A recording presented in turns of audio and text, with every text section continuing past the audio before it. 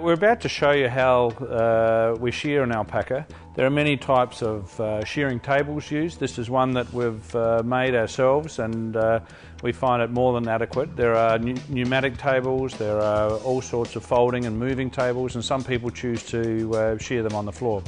As we've found that as we get older, the floor seems to get a little bit further away, and certainly a lot easier for the other people helping with shearing, as in classing the fleeces.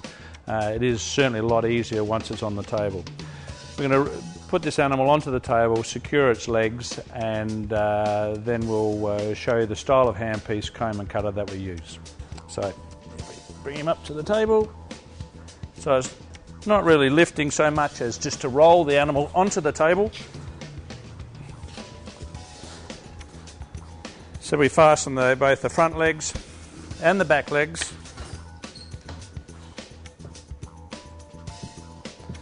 Like such.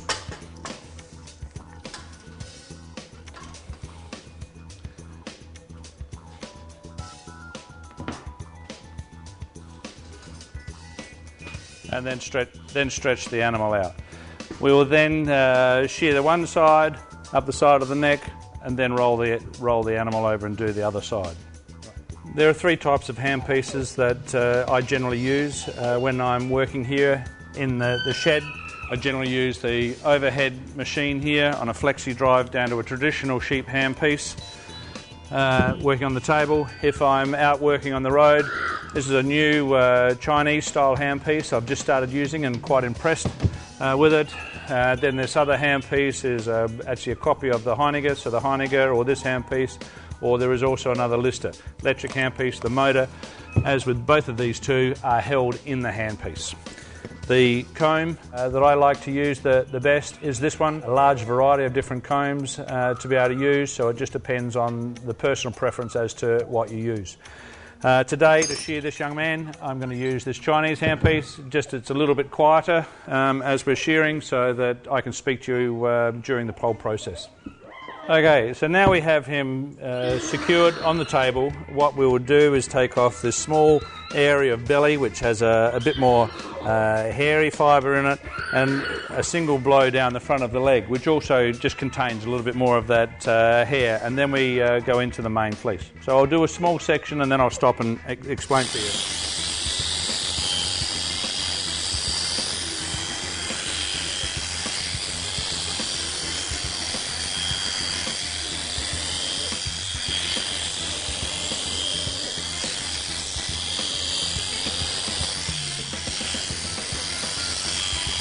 Now we work into this main part of the fleece.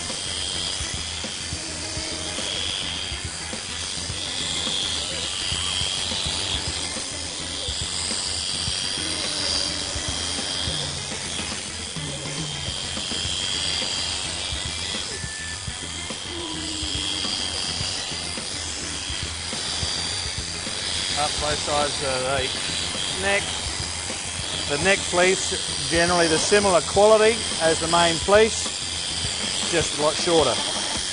Now we just take this leg fibre off down the lower part of the leg. It gets coarser and certainly gets coarser with age. Come up and we do another blow up the front section of that neck.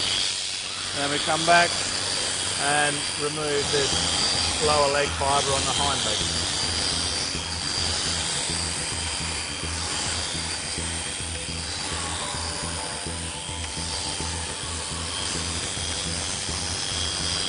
To roll him over, we just pull the animal towards us, roll him over, head comes through underneath, and we're then ready to repeat exactly the same thing on this other side.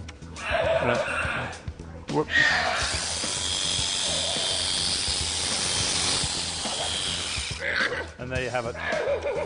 Not quite ideal to be doing it in a white shirt.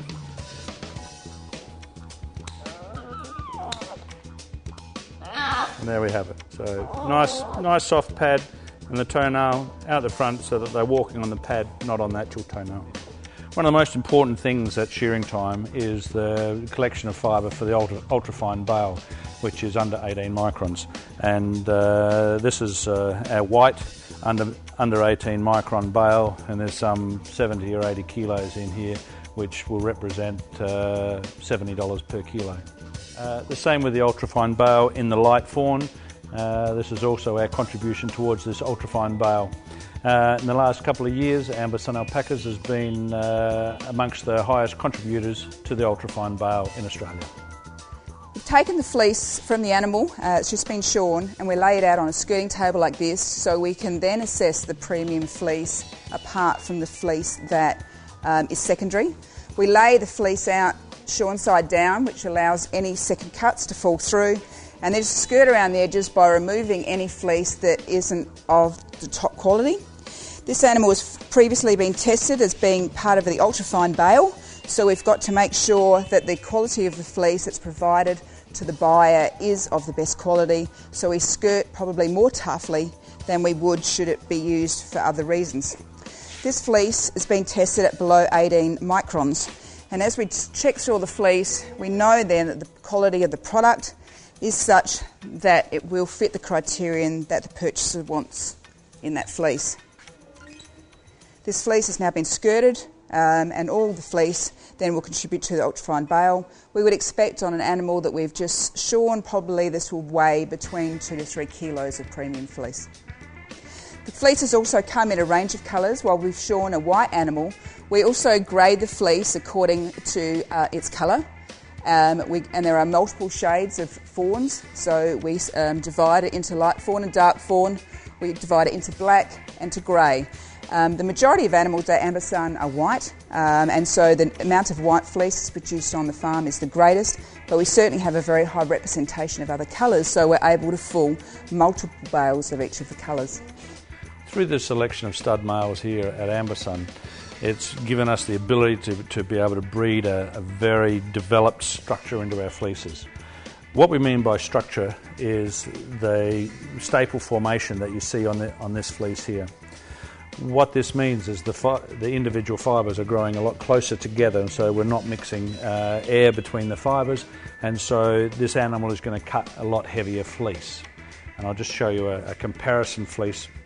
This fleece here, it appears to be a lot of bulk. It is of a similar fineness, but there's no structure. So the fact is, this is predominantly air. And this is what gives us the great advantage through our bloodlines in the show rings, is developing these more advanced fleece styles that are giving us a greater density, a better fleece structure, and the crimp, and then the overall lustre and shine that fleece is giving us. We're here in Harndorf at the Alpaca shop, which is owned by Ambersun Alpacas. In 1995, we saw the opportunity to open the shop so that we were able to show people that what can happen with the alpaca fleece once it's been shorn. So once the fleece is shorn, it's then sent away, processed. Some of the products that we display here in the shop are made by ourselves, and others imported products help complement the full range.